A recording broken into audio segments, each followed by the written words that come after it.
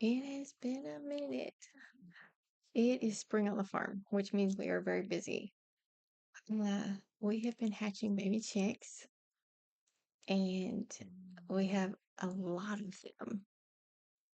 They're all doing great. Mamas are doing great. Incubator survived. We did have to get another one, but everybody came out good. I had to actually birth some of those chickens myself out of the eggs.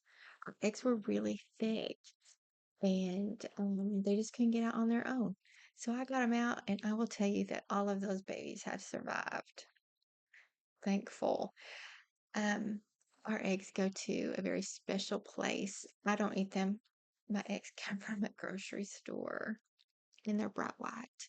Although I have all these beautiful, wonderfully colored eggs, and their yolk is so dark orange. I don't eat those. But today we're going to talk about endurance. I'm kind of in the middle of that right now. And I'm reading this book by Max Lucado. It's called In the Footsteps of a Savior. Can you see that? Yeah, there it is. And he has so many great family things in here, wonderful information.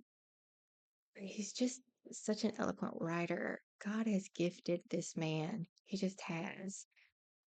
And we're talking about joy in this one particular chapter, and it leads you to Hebrews 12:2. I'm going to read Hebrews 12:1 and 2. So, Jesus never told a lie. Yeah, he was called a liar. He never stole anything, but he was called a thief. And he never cheated, and they called him a cheat, our Savior. And he bore all of those sins. Every bit of our shame he felt, and he took it to the cross. That is a heavy burden for me to carry. Just knowing what my sin was is going to be all of that. He took that from me. And I just, comprehending it is just so difficult. And when I really get the grasp of it, him hanging on that cross and his beard ripped off his face and all of those things and the way they're mocking him and just horribleness.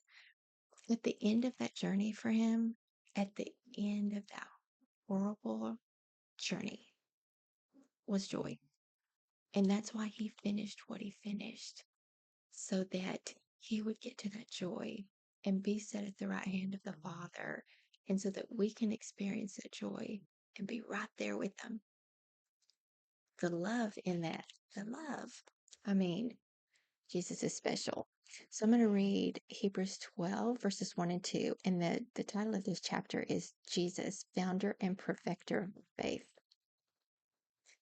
Therefore, since we are surrounded by so great a cloud of witnesses, let us also lay aside every weight and sin which clings so closely, and let us run with endurance the race that is set before us, looking to Jesus, the founder and perfecter of our faith, who for the joy that was set before him endured the cross, despising the shame, and is seated at the right hand of the throne of God. So I don't care what you're going through. I say this all the time. I don't care what you've done. I don't care where you are. I don't care where you're going. At the end of this race, if you are a follower of Jesus Christ, if you have surrendered your life to Jesus Christ, at the end of this terrible race is joy.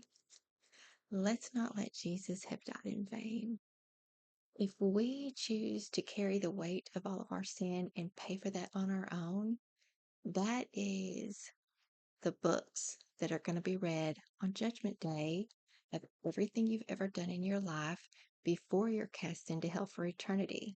If we surrender to Jesus Christ and we accept that love and offering and invitation, we will forever be living in that joy, all eternity in that joy.